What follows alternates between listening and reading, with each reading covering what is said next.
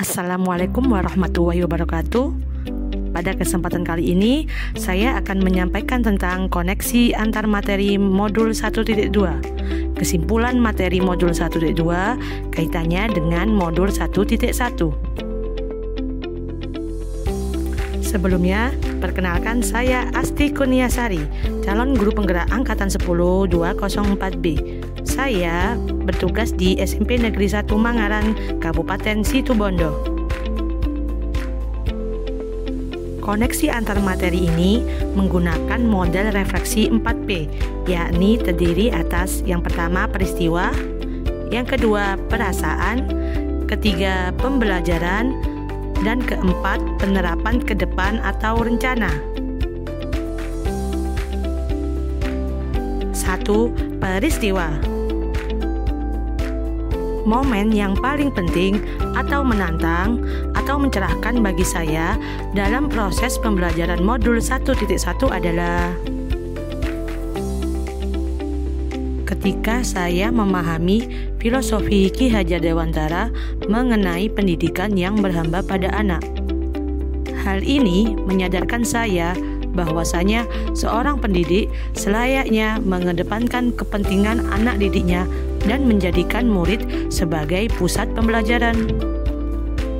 Selanjutnya, saya memahami bahwasanya dalam proses pendidikan dan pengajaran, anak diberi kemerdekaan dalam belajar yang sesuai dengan kodrat alam dan kodrat zamannya.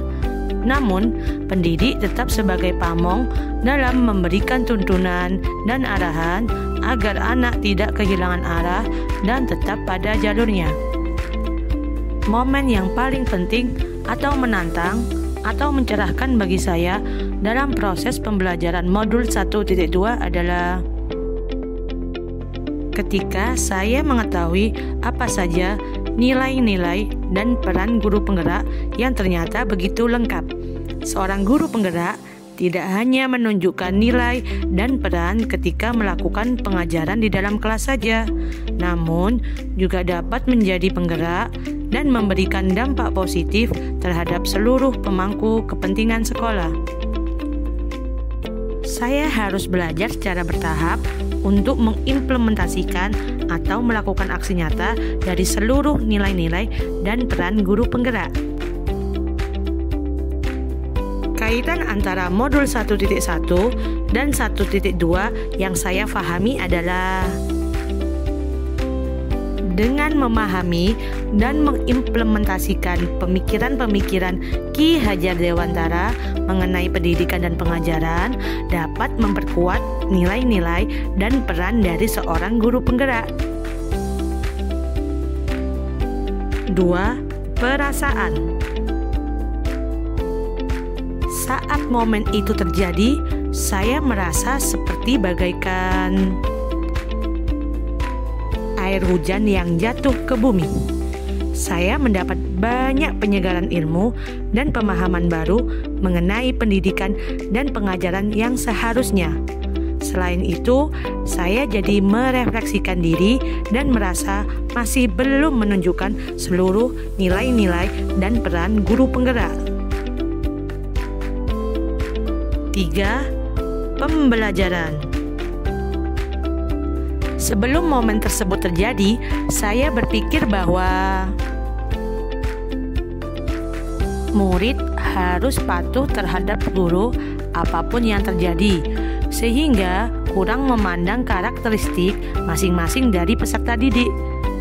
Pendidik sekedar menggugurkan kewajiban untuk mengajar, sehingga cenderung terburu-buru mengejar ketuntasan materi pembelajaran. Pendidik hanya fokus tentang pengajaran di dalam kelas saja, sehingga kurang terlibat atau melibatkan pemangku kepentingan lain di sekolah dalam proses pendidikan. Sekarang, saya berpikir bahwa pendidikan dan pengajaran yang berhamba pada murid dan menjadikan murid sebagai pusat pembelajaran. Seorang pendidik bertindak sebagai pamong atau penuntun anak didiknya sesuai kodrat alam dan kodrat zamannya. seorang pendidik juga harus dapat menggerakkan dan melakukan kolaborasi dengan setiap pemangku kepentingan sekolah dalam melaksanakan pembelajaran. 4. Penerapan ke depan. Pengembangan diri yang sederhana, konkret, dan rutin yang dapat saya lakukan sendiri dari sekarang untuk membantu menguatkan nilai-nilai dan peran saya sebagai guru penggerak adalah: dalam proses pendidikan dan pengajaran, saya akan menerapkan metode pembelajaran yang melibatkan peserta didik lebih aktif dan menyesuaikan gaya belajar atau karakteristik dari peserta didik. Saya juga akan melakukan pengembangan diri dan perbaikan diri secara konsisten dan berkesinambungan untuk dapat mengimplementasikan dari nilai-nilai dan peran guru penggerak. Sekian dari saya. Wassalamualaikum warahmatullahi wabarakatuh.